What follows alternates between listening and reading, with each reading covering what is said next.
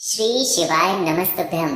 देखिए, इस बार 8 दिसंबर को पड़ रही है उत्पन्ना एकादशी की बहुत ही खास तिथि, और ये अपने आप में विशेष इसलिए हो जाती है क्योंकि इस बार ये शुक्रवार के दिन पड़ रही है। शुक्रवार का दिन माता लक्ष्मी को समर्पित होता है। एकादशी की तिथि भगवान विष्णु को समर्पित होती है। इसलिए अपने जीवन में धन धान्य को बढ़ाने के लिए, संकटों को, कष्टों को, विघ्नों को, समस्याओं को समाप्त करने के लिए, बिजनेस व्यापार को अच्छे से चलाने के लिए और घर की आर्थिक समस्याओं को हमेशा के लिए समाप्त करने के लिए आपको सिर्फ और सिर्फ काले तिल और दीपक वाला ये विशेष उपाय शिवलिंग के सामने जरूर करना चाहिए। ये उपाय भगवान शंकर को प्रसन्न करेगा, भगवान नारायण को प्रसन्न करेगा और साथ ही साथ माता लक्ष्मी को भी प्रसन्न करेगा। तो चलिए जानते हैं इस विशेष उपाय के बारे में, लेकिन उससे पहले एक प्रार्थना, अगर आप चैनल पर नए हैं तो कृपया चैनल को सब्सक्राइब अवश्य कर लें। देखिए, ये वीडियो बहुत ही खास होने वाला है क्योंकि अब इस दिसंबर महीने की पहली एकादशी पड़ रही है, जिसे हम लोग उत्पन्ना एकादशी के नाम से जानते हैं। शुक्रवार के दिन पड़ने के कारण इसका महत्व और भी अधिक हो जाता है। इस वीडियो में हम लोग पूज्य गुरु जी द्वारा बताए गए 2-3 विशेष उपायों के बारे में जानेंगे, जो आपको सिर्फ और सिर्फ एकादशी की तिथि में ही करना है। इस एकादशी की तिथि में ये जो उपाय आपको बताए जा रहे हैं, ये एक साथ भगवान शिव को, भगवान नारायण को और माता लक्ष्मी को प्रसन्न करने के लिए है। तो चलिए जानते हैं गुरु जी द्वारा बताए गए सबसे पहले उपाय के बारे में। इस उपाय के लिए आपको 1 लोटा जल ले लेना है। तांबे के पात्र में आप 1 लोटा जल ले लीजिए और इसी के साथ आपको ले लेने हैं 11 काले तिल के दाने। काले तिल के दाने भगवान नारायण के पसीने से उत्पन्न हुए हैं, और जब भी हम लोग शिवलिंग में काले तिल के दाने वाला उपाय करते हैं तो इससे हमारी धन की समस्या समाप्त होती है, आर्थिक समस्याएं समाप्त होती हैं और कर्ज की समस्या समाप्त होती है। अब सिर्फ ये 2 सामग्री लेकर आपको पहुंच जाना है शिवालय। पूज्य गुरु जी ने कहा कि इस उपाय को आप सुबह करना चाहें तो सुबह कर ले और शाम को करना चाहें तो शाम को कर ले। देखिए, शिवालय पहुंचने के बाद सबसे पहले आप जो काले तिल के दाने लेकर आए हैं, इनको एक एक करके इस 1 लोटे जल में डाल लीजिए। एक काले तिल के दाने को डालिए, ओम नमः शिवाय मंत्र का स्मरण करिए। दूसरा काले तिल का दाना डालिए, ओम नमः शिवाय मंत्र का स्मरण करिए।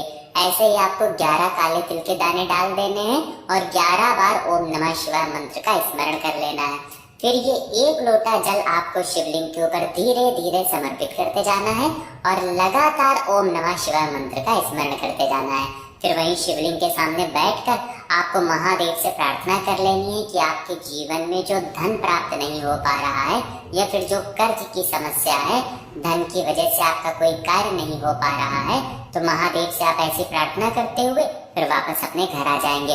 पूज्य गुरु जी ने कहा कि अगर आप इस उपाय को शिवालय में नहीं कर सकते हैं तो फिर आप एक काम और कर सकते हैं। आप 1 लोटा जल ले लीजिए, उस जल में 11 काले तिल के दाने डाल लीजिए और साथ ही साथ 1 चुटकी हल्दी डाल लीजिए, और ये जल का मिश्रण लेकर आपको पहुंच जाना है किसी भी पीपल के वृक्ष के नीचे। देखिए, एकादशी की तिथि में पीपल के वृक्ष में साक्षात लक्ष्मी नारायण का निवास होता है। इसलिए भगवान नारायण की माता लक्ष्मी की कृपा प्राप्त करने के लिए आप इस कार्य को जरूर करिएगा।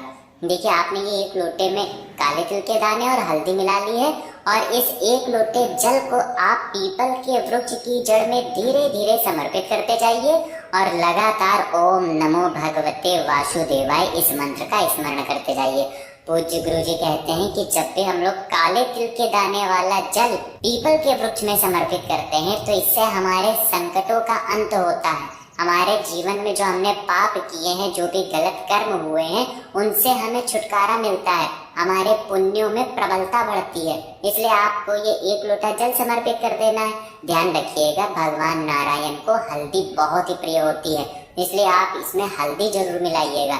इससे भगवान नारायण हमसे अति शीघ्र प्रसन्न होकर हमारी समस्त मनोकामनाओं को परिपूर्ण कर देते हैं। तो इन दोनों में से जो भी उपाय आपके लिए आसान हो, आप चाहे तो शिवालय में जाकर 1 लोटा जल समर्पित कर सकते हैं या फिर पीपल के वृक्ष में इस प्रकार से समर्पित कर सकते हैं। अगर आप दोनों जगहों पर समर्पित करना चाहें तो दोनों जगहों पर कर सकते हैं। एकादशी की इस विशेष तिथि में अगर आप महादेव को भी काले तिल वाला जल समर्पित करते हैं और भगवान विष्णु को भी काले तिल वाला जल समर्पित करते हैं तो यह हमारे भाग्य को प्रबल कर देगा, दुर्भाग्य को समाप्त कर देगा, सौभाग्य में वृद्धि करेगा और हमारे सारे दुखों का अंत हो जाएगा। इसी के साथ आप जानते हैं गुरुजी द्वारा बताए गए अगले खास उपाय के बारे में। इस उपाय के लिए आपको एक दीपक ले लेना है। कोशिश करिएगा कि आप आटा मारकर उसका शुद्ध दीपक तैयार कर ले। अगर आटे का दीपक नहीं तैयार कर पा रहे हैं तो फिर आप मिट्टी के दीपक का भी इस्तेमाल कर सकते हैं। इस दीपक में आपको शुद्ध घी का प्रयोग करना है और साथ ही साथ लंबी बाती का प्रयोग करना है। लंबी बाती के लिए आप मौली के धागे की बत्ती तैयार कर सकते हैं। मौली का धागा वही होता है जिसे हम लोग कलावा कहते हैं, जो हम लोग अपने हाथ में बांधते हैं, वही मौली का धागा होता है और उसको ही काट कर उसकी बत्ती इस दीपक में आप लगा सकते हैं। अब इसी के साथ आपको ले लेना है 7 काले तिल के दाने। 7 यानी 7 काले तिल के दाने ले लीजिए और ये सारी सामग्री लेकर आपको पहुंच जाना है शिवालय। देखिए, ये दीपक आप चाहें तो शिवालय में प्रज्वलित कर सकते हैं या फिर पीपल के वृक्ष में भी प्रज्वलित कर सकते हैं। दोनों जगहों में से जिस भी जगह में आप प्रज्वलित करना चाहें वहां पर आप प्रज्वलित कर सकते हैं। और अगर आप दोनों जगहों पर प्रज्वलित करना चाहते हैं तो ये आपके लिए बहुत ही विशेष हो जाएगा। देखिए, शिवालय पहुंचने के बाद आप ये दीपक प्रज्वलित कर दीजिए। दीपक की जो बत्ती होगी उसका मुख उत्तर दिशा की तरफ करते हुए ओम नमः शिवाय मंत्र का स्मरण करते हुए इस दीपक को प्रज्वलित कर दीजिए। और फिर उसके बाद जो आप काले तिल के दाने लेकर आए हैं उनको एक एक करके इसी दीपक में डालते जाइए और श्री शिवाय नमस्तुभ्यं मंत्र का स्मरण करते जाइए। एक काले तिल का दाना डालिए, श्री शिवाय नमस्तुभ्यं मंत्र बोलिए। दूसरा काले तिल का दाना डालिए, श्री शिवाय नमस्तुभ्यं मंत्र बोलिए। ऐसे ही आपको 7 काले तिल के दाने इस दीपक में डाल देने हैं और 7 बार श्री शिवाय नमस्तुभ्यं मंत्र का स्मरण कर लेना है। आपको ध्यान रखना है कि ये दीपक जब प्रज्वलित हो जाए तब फिर उसके बाद ही ये काले तिल के दाने डालने हैं। फिर इसी के साथ आपको अपनी मनोकामना महादेव के सामने बोल देनी है। दीपक प्रज्वलित करने के बाद मनोकामना बोल दीजिए और फिर वापस अपने घर आ जाइए। पूज्य गुरुजी ने कहा कि इस प्रकार से आप अगर शिवालय में दीपक प्रज्वलित करते हैं तो एकादशी की तिथि में आपका ये कार्य आपकी समस्त मनोकामनाओं को पूर्ण करा देता है। महादेव आपको मनोवांछित फल की प्राप्ति करवाते हैं।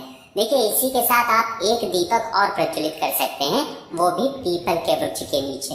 देखिए, दीपक आप चाहे तो मिट्टी का ले ले और आटे का ले ले, जो भी आप दीपक लेना चाहें वो ले सकते हैं। इस दीपक में फिर से आपको मौली के धागे की बत्ती का प्रयोग करना है और साथ ही साथ घी का प्रयोग करना है।